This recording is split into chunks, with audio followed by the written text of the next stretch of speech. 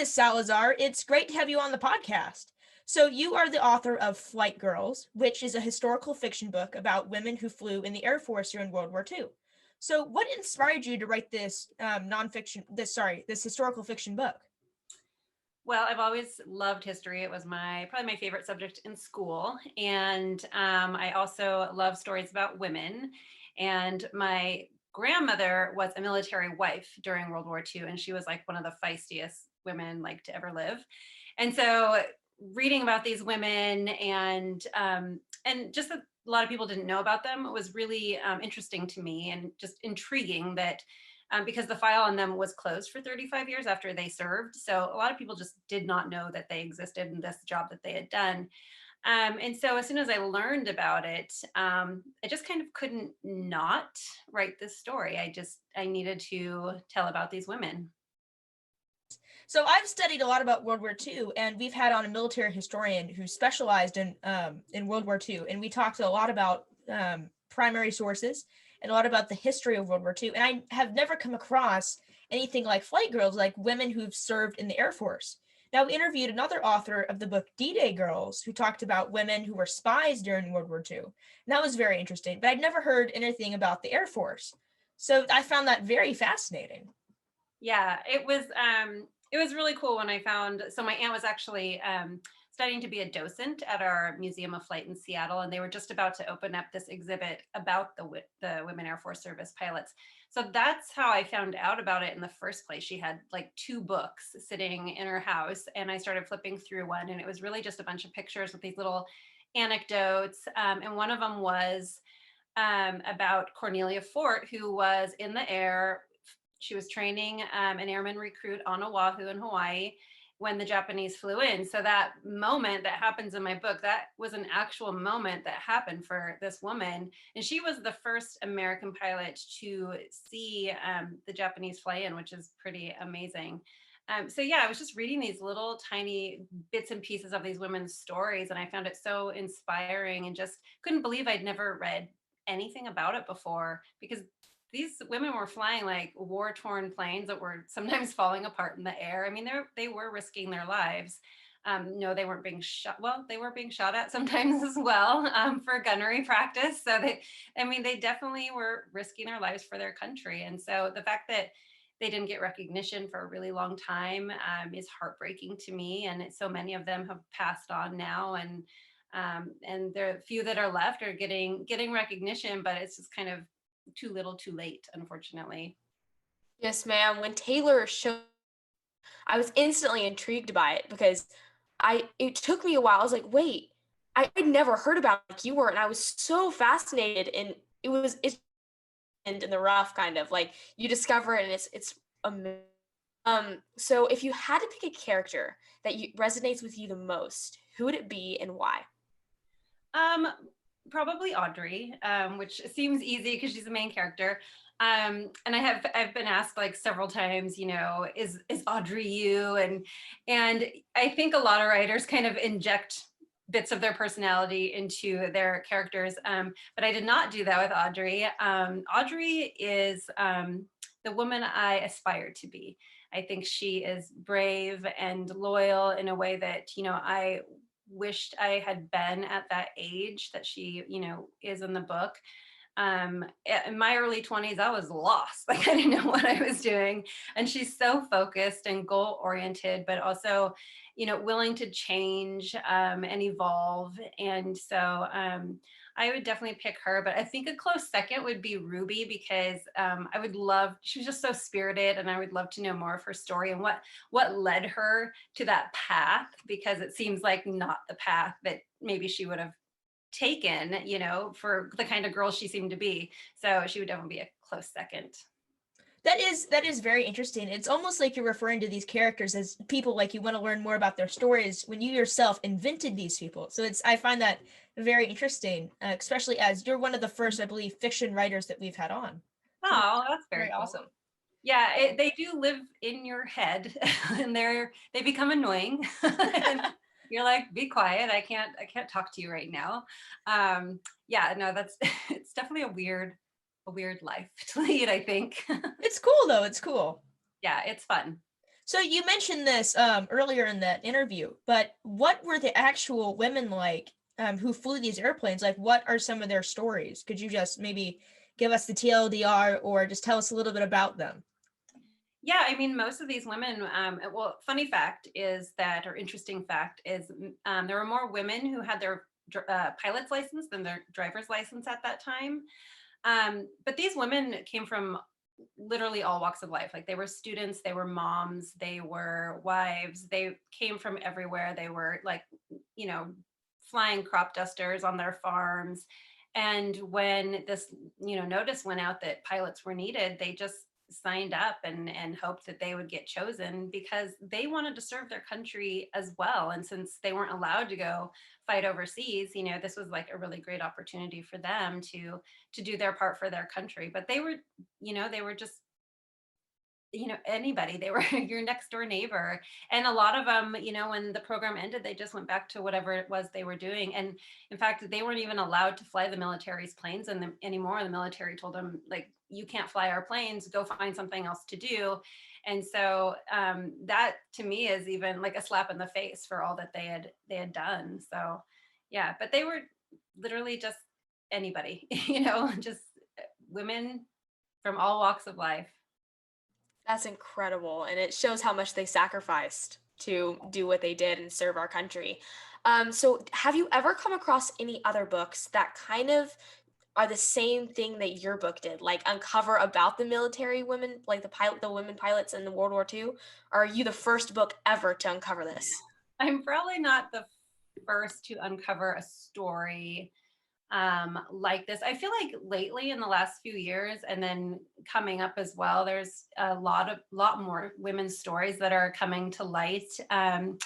A friend of mine, Sarah Ackerman, she writes kind of within the same vein as my book, which is kind of a lighter historical fiction. There's definitely heavier ones that will make you just cry the whole way through. And I feel like, I don't know if you've ever seen the movie A League of Their Own about the women baseball players, but I feel like this book is a lot like that in a way, because it's lighter and it's on the home front. And so it doesn't have that heaviness for a reason, because they weren't over there in the war.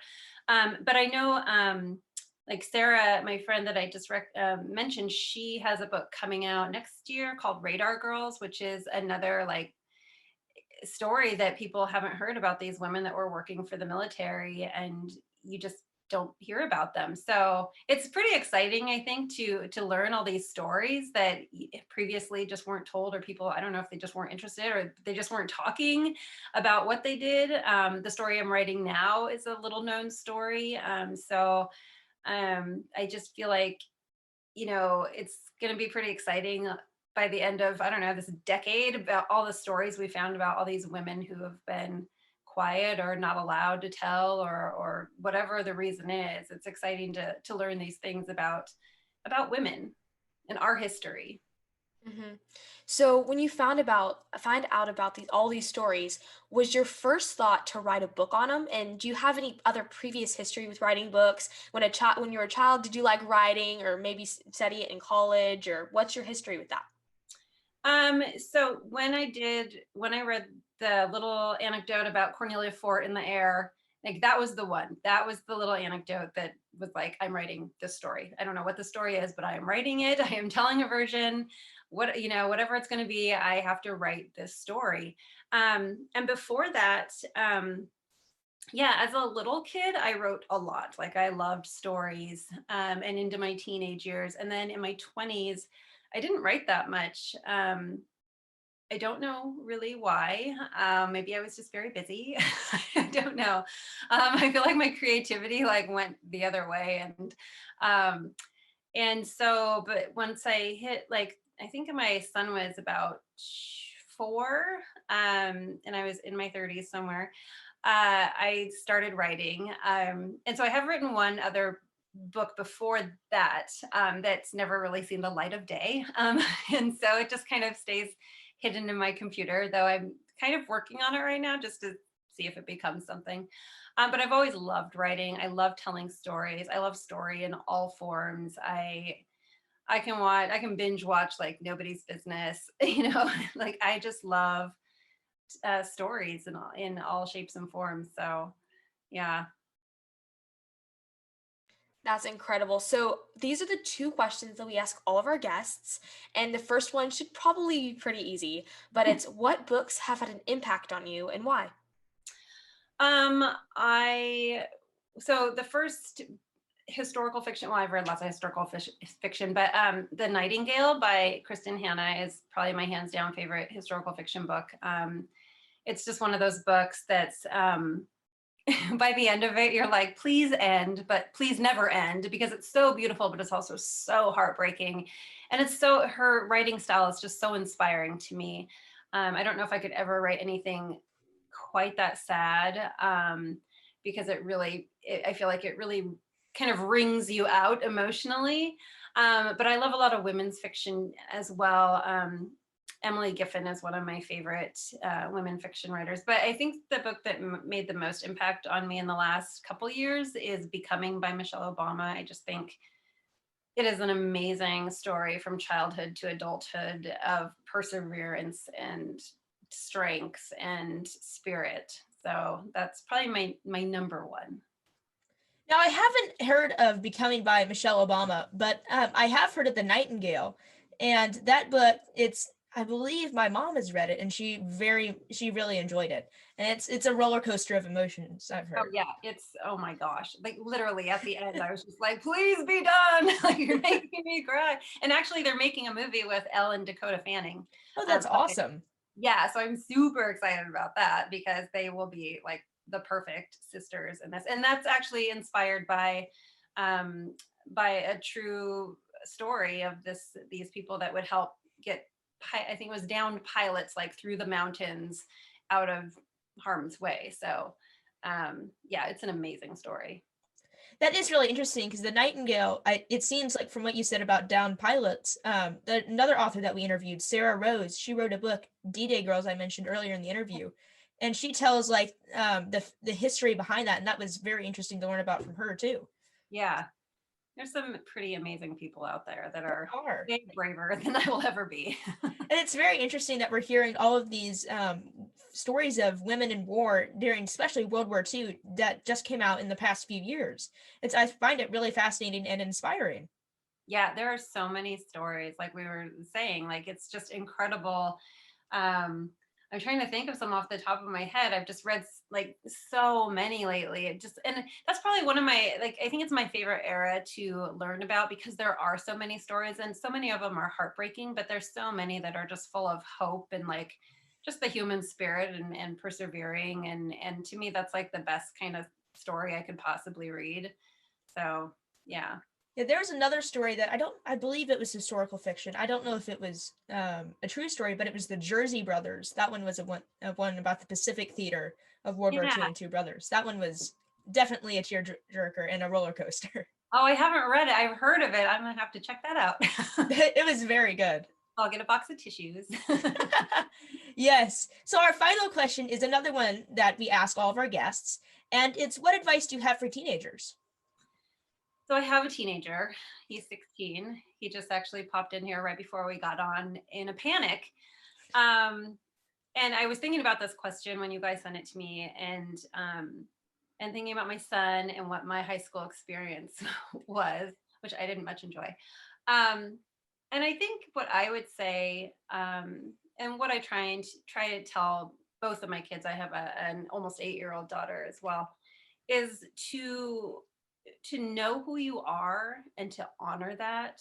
I think so many times we try and be something we're not. When I was in high school, I was miserable. Like I was always trying to fit in with some group or another. I had a best friend since the 4th grade, and right at the end of junior high, she moved. And so I entered high school without my BFF, right? So that's just like horrible, anyways. And so I bounced around a lot. And I feel like had I been true to just who I was as a person and what I knew I liked and I knew I liked to do and the things I like to read, I probably would have found like a group of friends that I fit in with, but I kept trying to like be cool like these people or be geeky, like, whatever. I was just trying to be something I wasn't. And my son actually last year before the pandemic hit, he was contemplating like doing Running Start or staying just at high school and taking AP courses. And my husband was very much like, he's a businessman, so he's very much like, do running start, like, yeah, get ahead. And I was like, dude, you just found your people in choir and in musical theater. Are you willing to give that up to go be with college age people that you're not going to become best buds with? You know, you're not going to have these really cool gatherings, and you're not going to be singing the thing that you love the most in life, it turns out. Like, you know, and so I was really encouraging, like, for him to just be true to who he is and really honor that. And as soon as I said that, my husband was like, yeah, you should stay in high school. Like, you should definitely, like, finding your people is like something that doesn't happen for everybody. Like, stay where you are if you are happy. And so, I mean, definitely, like, we should always strive to better ourselves or push ourselves. But when you find yourself like a really good space, and you are succeeding and you are pushing yourself within that space and you're doing something you love, I think it's really important to honor it, like I said, and enjoy your life. And I think, you know, just so many times people are, you know, trying, what am I trying to say? I think too many times we try and be something we're not. And I don't know what the goal of that is, but I know that a lot of people end up unhappy. And so, yeah, I stand by that. You know who you are, honor who you are, be happy with who you are. If you're silly and geeky, be happy that you're silly and geeky. You're probably making somebody smile that wasn't yesterday. And if you're serious and quiet, then be serious and quiet. You're probably a calming force for somebody that needs it. So, you know, just like be who you are and be happy with who you are, because that's, you know, how you're going to have a happy life. That's really awesome. We've had similar advice by two people. Dr. Angela Duckworth, the author of Grit, said something similar to you. She focused a lot on the fact that she was very goal oriented and how she kept going, trying to achieve the next goal and achieve the next goal, which was great. And it really boosted her career while she was in college. But when she went back to her 20-year anniversary, she realized that she didn't have as many people to hug because she had kind of pushed, maybe not, I'm not obviously speaking for her, but it seems like she was saying that she kind of pushed society away for a second so that she could achieve her goals. And I find that like really interesting. Maddie and I are about to go into high school. We're not there yet, but Yeah. it's definitely when you find your people, stick with them. And that's Yeah, awesome. I mean, it's great to seek out more and different and whatever, but I think if you're like true to who you are, I mean, if you're a bully, like you're not a bully in your heart. Like that's a learned thing that, you know, if you could shed it and or inside you are probably a really good person, I would hope. And if you're spoiled, that's a learned thing. Like you didn't come out of the womb like a spoiled person. Like inside you are something different. And I think, you know, if everybody would just sort of honor that whatever that is inside of them that makes them who they are, they'd be a lot happier. You know, it took me a really long time to figure that out. I was so miserable in high school because I didn't know that. Like my parents didn't teach me that it was okay to just be like this geeky kid who played with dolls probably a little longer than she should have maybe, and liked, you know, rom-com situations in all shapes and forms and loves candy, like but that's who I am. And it was, you know, not until I found like my best friend in fourth grade did I like feel like, I can be who I am. And like I said, then she left after junior high, and I was like, now what do I do? How do I find someone else that I, you know, fit in with? And if I had just like let myself be me and like been okay with who I was, then I would have been really happy. But I let myself be influenced by, you know, the cool kids and whatever else, you know, just trying to fit in somewhere. And I think that's pretty typical, you know, but if you have the forethought to know who you are and believe in yourself and be okay with being whoever it is you are, then I think you're going to be happy in the long run. Well, listeners, you heard Miss Salazar. Be true to yourself, for sure. Well, thanks so much for coming on. It was awesome having you on. Thank you for having me. I'm so honored that you guys asked. Like, it is my favorite thing in the world.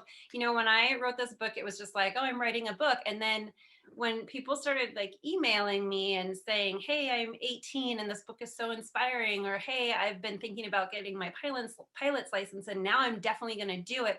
Like, my brain blew and my heart like grew like 10 sizes. And it is really the interaction with like younger women that makes me so happy that I finally honored who I am and wrote this book and got it out there, because naturally I'm a very shy person and I don't like to like talk publicly, and like I get anxiety just talking to like young people, like so much anxiety.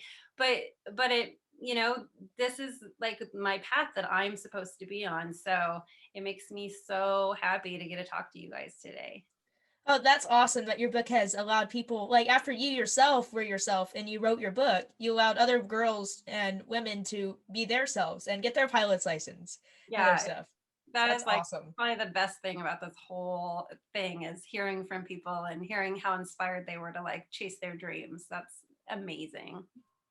Well, yes, thank you so much for coming on. It's been incredible being able to talk to you.